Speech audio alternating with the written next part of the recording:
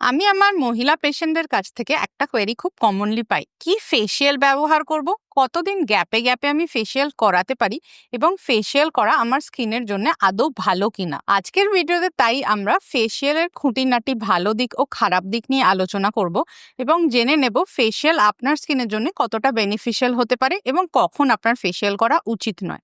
যদি আপনি ফেসিয়াল না করেন তাহলে অল্টারনেট ব্রাইটেনিং মেনটেন্যান্সের জন্য কি করতে পারেন সেই সম্পর্কেও দু চার কথা আজকে আমরা জেনে নেব। তাহলে প্রথমেই বলবো ফেসিয়াল জিনিসটা কি, লোকে কেন করায়।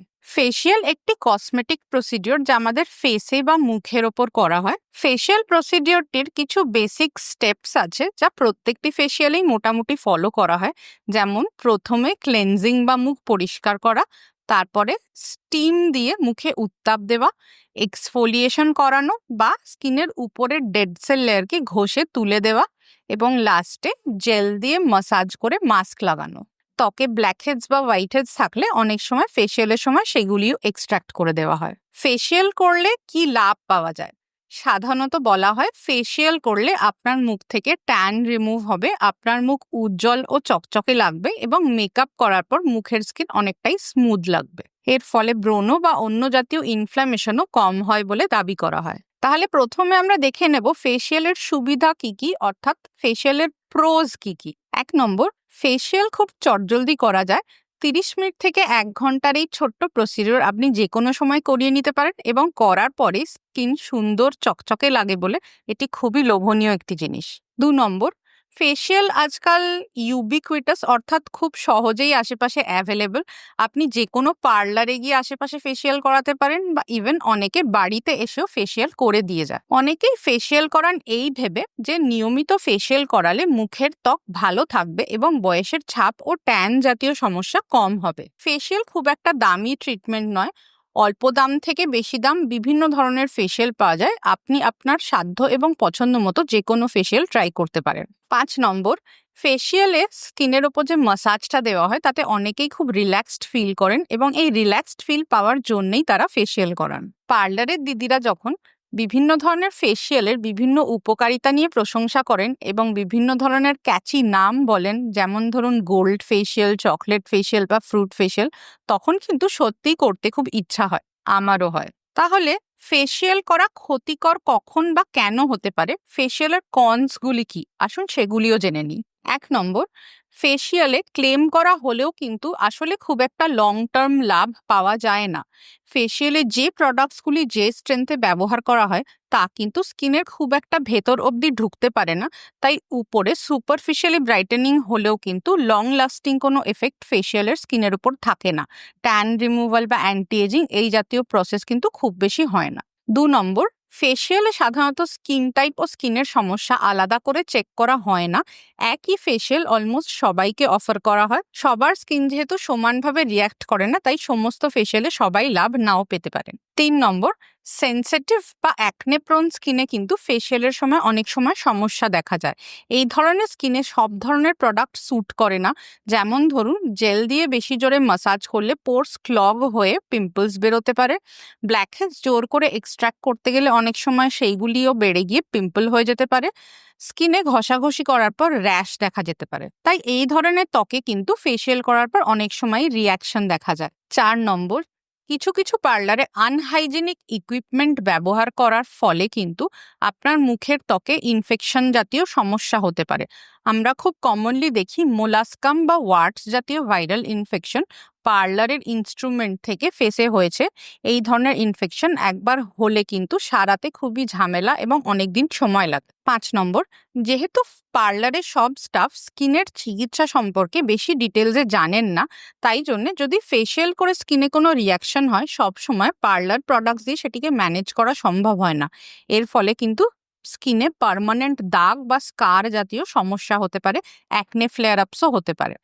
কিছু কিছু রোগ যেমন অ্যাটপিক ডার্মাটাইটিস বা সেবোরিক ডার্মাটাইটিস থাকলে এগুলির চিকিৎসা না করে ফেসিয়াল করলে কিন্তু এই রোগগুলিও অনেকটাই বেড়ে যেতে পারে।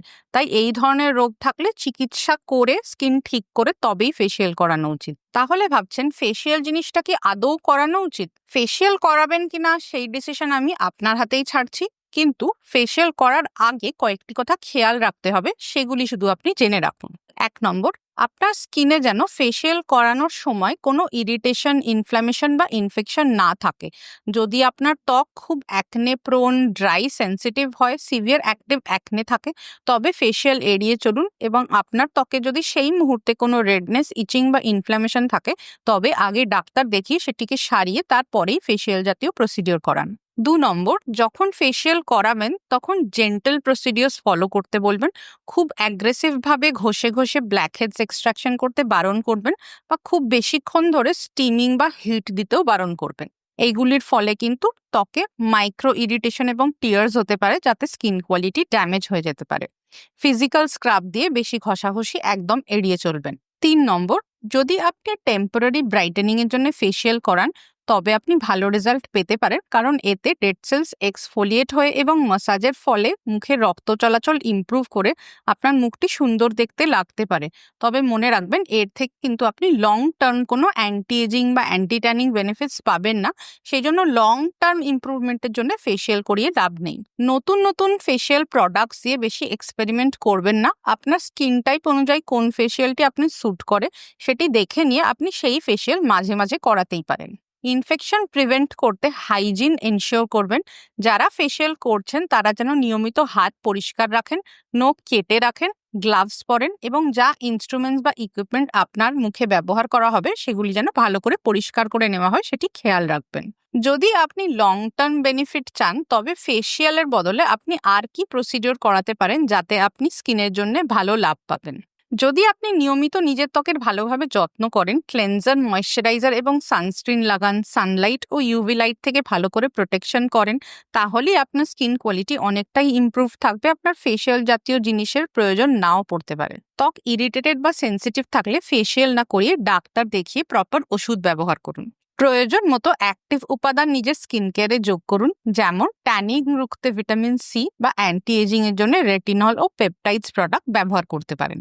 1 থেকে 2 সপ্তাহ অন্তর অন্তর চাইলে বাড়িতেই বিভিন্ন কোম্পানির মাইল্ড পিলিং সলিউশন দিয়ে স্কিন এক্সফোলিয়েশন করাতে পারেন। অবশ্যই এটি করানোর আগে একবার ডার্মাটোলজিস্টের পরামর্শ নিয়ে নেবেন এবং যেভাবে বলবেন সেইভাবেই ব্যবহার করবেন। তবে এতেও আপনার অ্যান্টি এজিং এবং ট্যানিং এর মেনটেনেন্স হয়ে যাবে। যদি অ্যাফোর্ড করতে পারেন, তবে 1 মাস বা কয়েক মাস অন্তর অন্তর একটি ভালো স্কিন ক্লিনিকে করাতে পারেন কেমিক্যাল পিলিং বা মেডিফেশিয়াল ট্রিটমেন্ট, যেমন গ্লাইকলিক অ্যাসিড বেসড পিল, বিভিন্ন ধরনের ফ্রুট পিলস যেমন ম্যাঙ্গো পিল বা পাম্পকিন পিল, এবং বিভিন্ন ধরনের মেশিন বেসড ফেসিয়াল যেমন হাইড্রা ফেসিয়াল বা অক্সিজেনীয় ফেসিয়াল। এগুলিতে মেডিকেল গ্রেড স্ট্রং উপাদান ব্যবহার করা হয়, যা আপনার স্কিনের সমস্যাগুলিকে সঠিকভাবে দূর করতে পারবে। যেমন ট্যানিং দূর করার জন্য ব্যবহার করা যেতে পারে অ্যান্টি পিগমেন্টেশন উপাদান, গ্লাইকলিক অ্যাসিড বা কোজিক অ্যাসিড, বা হাইড্রেশনের জন্য ব্যবহার করা যেতে পারে হাইলুরনিক অ্যাসিড বেসড সিরাম ইত্যাদি। এগুলি আপনার স্কিন টাইপ অনুযায়ী কাস্টমাইজও করা যাবে, এবং যেহেতু এগুলি ক্লিনিকে ডাক্তারের আন্ডারে হয়, আপনার যদি স্কিনে কোনো ধরনের সমস্যা থাকে সেটিও আপনার ডার্মাটোলজিস্ট সেম টাইমে টেক কেয়ার করতে পারবেন। নিয়মিত কেমিক্যাল পিল বা মেডিফেশিয়াল করালে আপনার স্কিনে অ্যান্টি এজিং এফেক্টও পাবেন, অর্থাৎ ফাইন লাইন্স এবং রিঙ্কলসও প্রিভেন্টেড থাকবে। এর সাথে স্কিন কেয়ার করতে ভুলবেন না। সাধারণত এই ধরনের ব্রাইটেনিং ক্লিনিক প্রসিডিউরসের খরচ 2500 থেকে আরম্ভ করে 8000 টাকার মধ্যে প্রতি সেশন হতে পারে।